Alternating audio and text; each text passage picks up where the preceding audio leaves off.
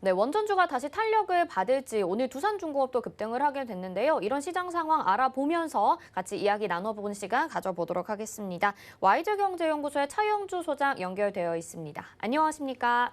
예, 안녕하십니까. 차영주입니다. 네, 오늘도 어제 상승 흐름을 이어받고 있는 우리 시장입니다. 코스피가 3,000포인트, 코스닥은 1,000포인트 다시 회복을 할 수 있을지 지금 시장 어떻게 보시는지 점검 좀 도와주세요. 예, 일단 많은 투자자분들이 바라는 3천과 1,000포인트가 빨리 회복이 돼야만 향후 시장에 있어서의 흐름들이 계속 이어질 수 있다라고 말씀을 드릴 수가 있겠습니다. 회복이 늦어지면 늦어질수록 매물대가 쌓일 수밖에 없기 때문에 이런 것들은 시장의 부담으로 다가올 수밖에 없다라고 말씀을 드릴 수가 있겠죠. 일단 지금 현재로서는 개인 투자자분들의 지속적인 매수만으로는 이러한 지금 그 상징적인 지수대를 돌파하기는 쉽지 않을 수 있다라고 보여집니다. 어제 이제 기관의 매수세가 들어오면서 시장의 변곡점을 만들어냈듯이 결국 외국인과 기관의 수급이 뒷받침이 돼야만 3,000포인트라든지 1,000포인트를 넘어설 수 있는 원동력이 되지 않을까 말씀을 드릴 수가 있겠습니다. 지금 외국인과 기관이 들어오느냐 안 들어오느냐에 대한 어떤 바로미터가 없기 때문에 조금 답답한 생각을 할 수밖에 없긴 하겠습니다만 어찌됐든 이들이 들어오지 않는 한 현재로서는 쉽게 올라가기 어렵다라고 보여지고요. 두 번째는 삼성전자의 반등입니다. 어제 오늘 반등세가 상대적으로 미약한데요. 삼성전자가 빨리 7만 원에 안착이 돼야만 이 지수대가 향후 올라가는 데 도움이 된다라고 말씀을 드릴 수가 있겠죠. 삼성전자가 갖고 있는 지수 영향력이라든지 이런 부분들을 감안하게 된다라면 이 역시도 삼성전자가 7만 원 밑에서 오랜 시간을 보내면 보낼수록 증시에는 부담이 될 수밖에 없다라고 보여지고요. 7만 원 안착 여부가 관건이 된다 말씀드릴 수가 있겠습니다. 네, 두 가지 포인트를 말씀을 해주신 것 같아요. 외국인의 수급 그리고 삼성전자의 7만 원 지지 여부가 핵심이 될 것 같습니다. 자, 그러면 지금 이렇게 시장이 좀 상승을 하고 있지만 불안감을 느끼는 이유 중에 하나 아까 원자재 가격 상승도 말씀을 해주셨는데 또 유가가 상승하고 있기 때문인 것 같습니다. 지금 WTI, 브렌트유, 두바이유 다 상승을 하고 있고 11일을 고점으로 해서 소폭 내려오기는 했는데요. 계속 급등을 이어나갈지 어떻게 보시나요? 예, 당분간 유가의 상승 흐름은 쉽게 꺾이지 않을 것으로 보여지고 있습니다. 일단 유가가 올라가고 있는 몇 가지 요소들이 복합적으로 작용할 수 있다라고 말씀을 드릴 수가 있겠는데, 현재 지금 경기 회복 속도가 가파르죠. 그러다 보니까 현재 지금 에너지에 대한 수요가 늘어나고 있다라고 보여지고 있습니다. 이렇게 에너지에 지금 현재 미국 같은 경우 CPI가 상당히 좋은 수준으로 나타냈는데요. 이렇게 소비자 물가 지수가 좋게 나타났다라는 것은 그만큼 경기 회복 속도가 가파르다라는 것을 의미한다라고 말씀을 드릴 수가 있겠고 경기 회복 이꼬를 결국은 생산의 증가 그렇게 된다라면 에너지의 사용이 늘어날 수밖에 없다라고 말씀을 드릴 수밖에 없겠죠. 그러한 부분들이 종합적으로 작용하면서 유가 상승세를 유지하는 원동력이 되고 있다라고 말씀을 드릴 수가 있겠습니다. 여기에 덧붙여서 지리적인 요소와 계절적인 요소가 복합적으로 작용한다라는 겁니다. 현재 지리적 요소라고 한다라면 현재 지금 중국 같은 경우 홍수가 나서 주요 석탄지대가 물에 잠기는 그러한 상황이 되면서 중국의 전력난을 더욱더 가중시키고 있고 이렇게 중국이 현재로서는 석탄을 집중하지 못하다 보니까 천연가스라든지 이런 쪽들에 대한 관심도 지속적으로 증가하고 있다라고 말씀드릴 수가 있겠죠. 또 계절적 요인으로 본다라면 북반구가 이제 그러니까 이제 그 겨울이 들어오죠. 그렇게 되기 때문에 이러한 계절적인 요소에 따른 화석 연료의 전반적인 수요가 늘어날 가능성이 있다라고 보는 거죠. 이러한 면들 때문에 현재 지금 에너지 가격 같은 경우는 쉽게 내려오지 어려운 그런 상황이 연출이 되고 있다라고 말씀을 드릴 수가 있겠습니다. 지리적이고 계절적인 요소들까지 글로벌 시장에서 유가가 상승할 수밖에 없는 상황인데 이런 유가 상승에 따라서 정유 가스주들도 상승을 하고요. 오늘은 원전주도 움직이고 있죠. 원전에 대해서 이 세계에서의 각국의 입장도 조금씩 변하고 있다는데 어떻게 바뀌고 있나요? 과거 원전한다라면 우리가 이제 환경과 좀 거리가 있는 것으로 보여지기 때문에 일부 국가에서는 원전에 대해서 상당히 부정적인 그런 부분들이 있었습니다.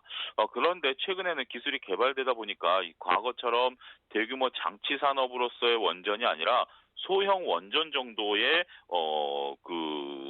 추세가 이어지고 있다라고 말씀드릴 수가 있겠습니다. 우리가 대형 장치 산업을 하게 된다라면 발전 단가가 싸지는 것은 사실입니다. 하지만 원전 해체라든지 폐연료봉의 보관이라든지 이런 부분들이 상당히 앞으로 문제시되고 있다라고 말씀드릴 수가 있겠고 이게 환경 문제를 불러일으키죠. 하지만 소형 원전 같은 경우는 폐연료봉을 갖고도 원전을 만들어낼 수 있다라는 장점을 가지고 있습니다. 우리나라 같은 경우도 최근이긴 합니다만 IAEA에서 폐연료봉에 대한 재활용에 대한 승인을 받았죠. 이것을 재활용하게 되면 핵무기가 될 수 있기 때문에 국제사회에 있어서의 인정을 받아야 됩니다.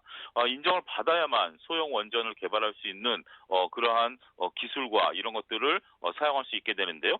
그러한 부분들이 있다 보니까 최근 우리나라도 이러한 부분들과 관련해서 소형 원전에 대한 현재 얘기들이 나오고 있고 그렇기 때문에 소형 원전과 관련된 그러니까 대형 원전 같은 경우는 우리나라는 지향한다라는 면이 분명히 있기 때문에 소형 원전과 관련된 그러한 그 관심이 최근에 대폭 늘어나고 있다 이렇게 설명을 드릴 수가 있겠습니다.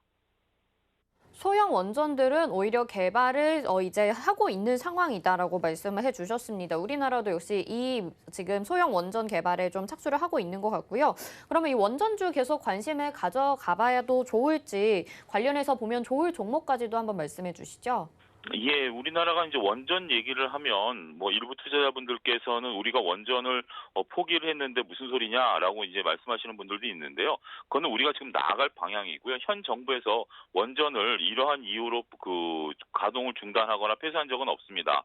특히 내년 같은 경우 원전 예산이 오히려 4% 늘었습니다. 그렇기 때문에 우리가 이제 지향해야 될 바는 원전을 줄여나가고 현재 있는 원전을 없애는 것이 목표이지 그것을 지금 당장 시행하고 있다라고 보는 것은 조금 그 정확한 현실에서 좀 떨어져 있다라고 말씀을 드릴 수가 있겠죠. 지금 정부도 이제 소형 원전에 대해서는 앞서 언급드렸다시피 국제사회의 승인을 받았기 때문에 조금 관심을 좀 기울이고 있고요. 이런 쪽들의 그 예산이라든지 지원이라든지 이런 것들을 하려고 노력을 하고 있다라고 말씀을 드릴 수가 있겠습니다. 오늘 뭐 두산 관련주들 올라가고 있습니다만 개인적으로 한전기술 같은 경우도 상당히 주도주로서의 역할을 할 수 있다라고 보여지고요. 정부가 나서서 이런 그동안 한전기술 같은 경우 원전과 관련된 수많은 기술들을 보유하고 있긴 합니다만 원전 관련주로서 오히려 못 오른 면이 있는데 이제는 이런 것들이 정부 지원하에 두각을 나타낼 가능성이 있기 때문에 그러한 측면에서 본다라면 새로운 가격을 형성할 가능성도 높지 않겠는가 말씀을 드릴 수가 있겠습니다. 네, 오히려 친환경적으로 갈수록 원전주들이 좀 더 관심을 받고 있는 상황, 그리고 지금 관심 있게 보시는 종목으로는 한전기술을 말씀을 해주셨습니다. 탄소 중립에 대한 이야기는 지금 계속 나오고 있습니다. 뭐 탄소 ETF도 나오고 있고요. 관련주들도 역시나 좀 주목해보면 좋을 것 같은데 어떻게 보고 계신가요? 예, 탄소와 관련해서는 조금 보수적으로 좀 말씀을 드릴 수가 있겠습니다. 왜냐하면 탄소 중립에 관련된 것은 국제사회에 있어서의 방향성은 맞죠. 하지만 아직까지 탄소 중립을 나아가는 방향에 있어서 전기차라든지 뭐 수소 경제라든지 이런 것들이 이루어지기는 있습니다만 뚜렷하게 탄소 중립과 관련해서 어떤 방식으로 어떤 기업이 나선다라고 보기는 어렵다라고 말씀을 좀 드릴 수가 있겠습니다.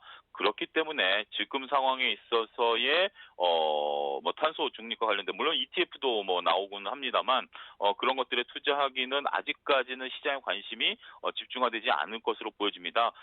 그거보다도 먼저 2차 전지라든지 실질적으로 그런 것들을 내세울 수 있는 기업들이라든지 ETF 같은 쪽에 투자를 좀 집중하는 것이 낫지 않을까 좀 말씀을 드릴 수가 있겠습니다.